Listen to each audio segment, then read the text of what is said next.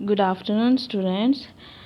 Today we are going to start our first chapter of first unit, the living world. So we have first biology. Biology क्या है? The term biology is derived from the Greek word bios mean life and logia means study of. तो biology जो है वो दो word से मिलके बना है. फर्स्ट है बायोस और मीन्स लाइफ और लोजिया मीन्स स्टडी. बायो का मतलब है लाइफ. लाइफ मतलब जो जीवित प्राणी है इस धरती पे, है ना, मतलब जिसमें जो लिविंग ऑर्गेनिज्म है जिनमें लाइफ है उसकी स्टडी करनी है हमने किसमें? बायोलॉजी से. मतलब पूरा का पूरा लिविंग ऑर्गेनिज्म के बारे में स्टडी करेंगे. नॉन लिविंग थिंग्स के बारे में हमारा कोई लेना देना नहीं है. Biology is the study of life and living organism. अभी देखो स्टडी किसकी है? लाइफ की. अब लाइफ की स्टडी करेंगे तो ऑब्वियसली वो किसकी करेंगे? लिविंग ऑर्गेनिज्म की. तो that means is the study of life and living organism. So life क्या है? Life can be defined as a property और quality of living organism that distinguishes from living non-living or dead in some function like growth, metabolism, response to stimuli and reproduction. अब life है क्या? Life can be defined as a property. Life क्या है कि जो भी मतलब living organism है इस धरती पे वो एक दूसरे से डिस्टिंग्विश है. हर एक मतलब जो लिविंग ऑर्गेनिज्म है, जो भी ऑर्गेनिज्म धरती पे है, either it's human being, animals और प्लांट्स और इंसेक्ट, जितने भी लिविंग ऑर्गेनिज्म है सबकी जो लाइफ है वो क्या करती है? डिस्टिंग्विश करती है एक दूसरे को. हर एक स्पीशीज़ की जो लाइफ है उसमें क्या है? क्वालिटी है. वो क्वालिटीज़ क्या क्या है? डिफरेंट है. ह्यूमन बीइंग का लाइफ पैटर्न अलग है, एनिमल्स का अलग है और प्लांट्स का अलग है. तो वो किस बेसिस पे है? उनकी ग्रोथ के बेसिस पे, मेटाबॉलिज्म के बेसिस पे, रिस्पॉन्स के बेसिस पे, रिस्पॉन्स टू स्टिमुलाई. स्टिमुलाई मतलब जो एक्सटर्नल इन्वायरमेंट है. जो ह्यूमन बीइंग है, एनिमल है, प्लांट है, वो एनवायरनमेंट में रिस्पॉन्स कैसे कर रहे हैं, ये होता है रिस्पॉन्स टू स्टिमुलाई. और रिप्रोडक्शन, अब वो जो पुराने जो पेरेंट्स है रिप्रोड्यूस कर रहे हैं किसमें? रिप्रोड्यूस कर रहे हैं किसको? न्यू यंग वंस को. सो करेक्टरिस्टिक्स क्या है लिविंग थिंग्स के? लिविंग थिंग्स है अब जो उनकी करेक्टरिस्टिक्स क्या है? मतलब वो जी रहे हैं अपनी ज़िंदगी, वो किस बेसिस पे जी रहे हैं? फर्स्ट वन है तो उनकी ग्रोथ हो रही है. ग्रोथ हो रही है तो वो क्या कर रहे हैं? रिप्रोड्यूस कर रहे हैं. साथ में उनकी जो बॉडी में प्रोसेसेस हो रही हैं दैट इज़ मेटाबॉलिज्म और रिस्पॉन्स टू एक्सटर्नल स्टिमुलाई. अब रिस्पॉन्स इन्वायरमेंट में जो रिस्पॉन्स करेंगे उस वजह से ही वो क्या कर सकते हैं? अपने आप को अडेप्ट करेंगे इन दी इन्वायरमेंट. ग्रोथ क्या है? Growth is an important characteristic feature of living being.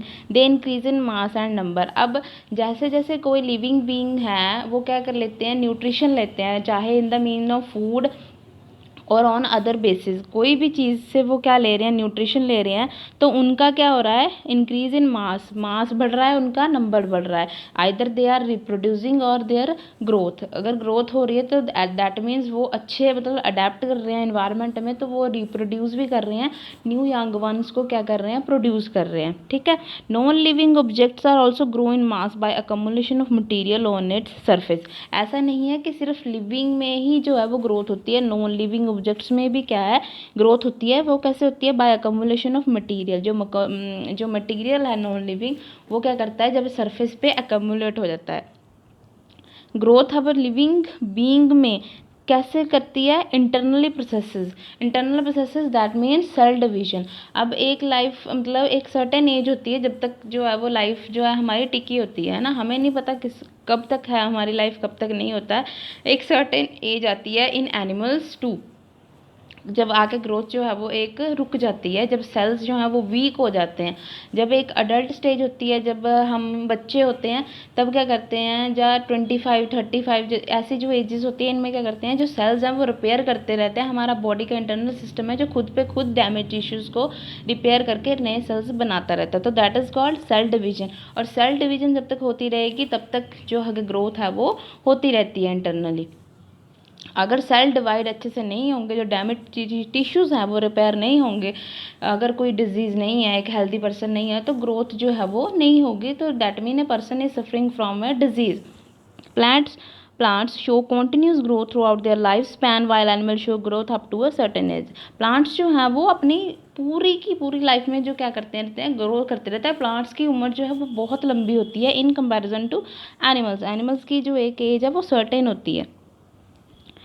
Next is reproduction. अब रिप्रोडक्शन क्या प्रोसेस है, जब एक टाइम आ जाता है क्या होता है रिप्रोडक्शन, मेटिंग होते हैं बिटवीन मेल एंड फीमेल. अब जो पुराने पेरेंट्स हैं वो क्या करते हैं, नए यंग वन को प्रोड्यूस कर रहे हैं. All living beings produce their offspring by the process of reproduction. Reproduction के प्रोसेस से वो क्या करते हैं, नए यंग वंस को प्रोड्यूस करते हैं. एनिमल्स भी और ह्यूमन बींग्स भी. Reproduction is an important process for the continuing the lineage of species. अब जो हमारी स्पीशीज़ हैं, ह्यूमन बींग एक स्पीशीज़ है और एनिमल की एक स्पीशीज़ है, वो बात डिफरेंट है कि उनकी जो स्पीशीज़ हैं वो डिफरेंट हैं, बट वो कंटिन्यू किसके थ्रू है, is the process by the process of reproduction. अब रिप्रोडक्शन जो है वो दो मैनर्स में है, सेक्सुअल और asexual. Fungi reproduce by asexual spores. अब जो फंजाई है वो एसेक्सुअल स्पोर से ही रिप्रोड्यूस होती है, मतलब जो मिलियंस ऑफ स्पोर्स जो है वो बनाते हैं, है ना.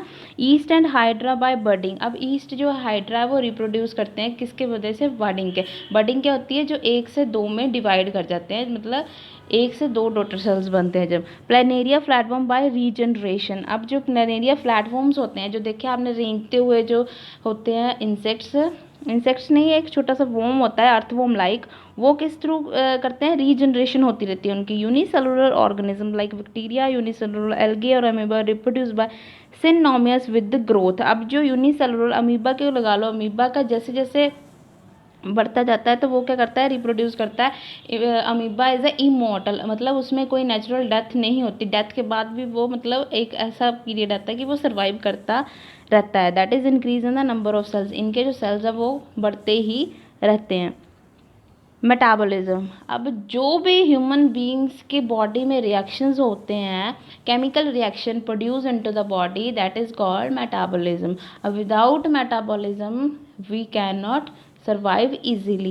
All the living organisms are made up of chemicals belonging to various classes, sizes and functions. अब जो chemicals हैं वो various classes के हैं, size के हैं और functions के हैं. The chemical within a living organism are constantly being made and changed into some other biomolecules. अब body में कोई चीज़ जाती है अंदर तो वो क्या करती है, अंदर different functions perform करती है. परफॉर्म करके वो क्या करती है, बॉडी को मॉलिक्यूल्स बायोमोलिक्यूल्स प्रोवाइड करती है, एनर्जी के सोर्स प्रोवाइड करती है, प्रोटीन्स प्रोवाइड करते हैं. ठीक है, वो क्या करते हैं, बॉडी में केमिकल प्रोसेसेस करते हैं जो कि इंटरनली बहुत ज़रूरी है बॉडी में अक्कर करना. The sum total of all the chemical reaction occurring in our body is metabolism. जितने भी केमिकल रिएक्शन बॉडी में हो रहे हैं उसको बोलते हैं मेटाबॉलिज्म.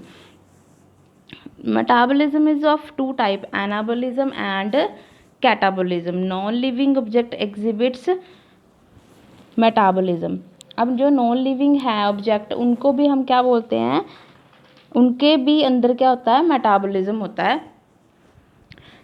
कुछ हद तक होता है ना. No non living objects exhibit metabolism, sorry, no non living object exhibits metabolism. मतलब नॉन लिविंग ऑब्जेक्ट्स हैं उनमें क्या है कि कुछ भी तरह का जो ये है मेटाबॉलिज्म जो केमिकल रिएक्शंस है वो नहीं होते. मेटाबॉलिज्म की 2 टाइप्स हैं, एनाबॉलिज्म एंड कैटाबॉलिज्म. अब ये एनाबॉलिज्म और कैटाबॉलिज्म क्या है. कैटाबॉलिज्म मतलब the breakdown of any compound.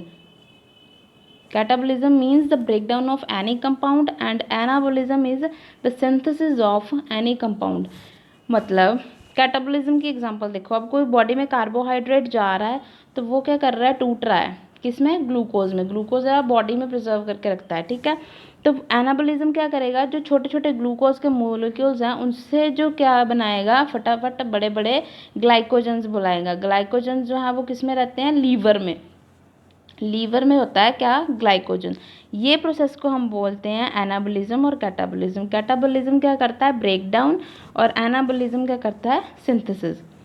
Response to external stimuli. अब इन्वायरमेंट जो है, आउटर इन्वायरमेंट, उसमें अपने आप को अडेप्ट कैसे करते हैं living organism respond to their surroundings और एनवायरनमेंट। ऑब्वियस है, अगर हम किसी एनवायरनमेंट में रह रहे हैं तो उसको अडेप्ट करना हमारे लिए बहुत ज़रूरी होता है। अगर हम अडेप्ट नहीं कर पाते तो हम सर्वाइव नहीं कर सकते हैं। प्लांट्स हो गए, एनिमल्स हो गए, सब जो है वो एक्सटर्नल स्टिमुलाई को रिस्पॉन्स करते हैं। Response to environment stimuli could be physical, chemical और बायोलॉजिकल। ये 3 मैनर्स में होता है, फिजिकल भी हो सकता है, केमिकल भी और biological. Human being the only organism which self conscious, मतलब जो ह्यूमन बीइंग है एक ऐसा ऑर्गेनिज्म है जो क्या है, सेल्फ कॉन्शियसनेस है, मतलब जो खुद को कंट्रोल कर लेता है, खुद को अडेप्ट कर लेता है। आइदर हॉट है, कोल्ड टेम्परेचर है, what ever type of temperature, वो अपने आप को अडेप्ट कर लेता है।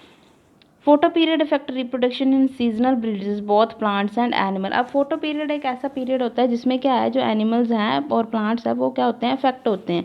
किस चीज़ के लिए, रिप्रोडक्शन के लिए। एक ब्रीडिंग का एक टाइम होता है जिसके थ्रू एनिमल्स जो है अपनी न्यू स्पीशीज प्रोड्यूस करते हैं। प्लांट का रिस्पॉन्ड कैसे होता है, एक्सटर्नल फैक्टर लाइट, ये इनके लिए क्या सोर्स है, light, water, temperature, other organism, pollutant etcetera.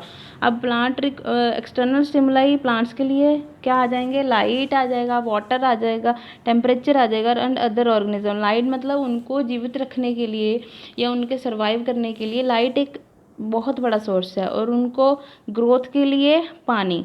Temperature must.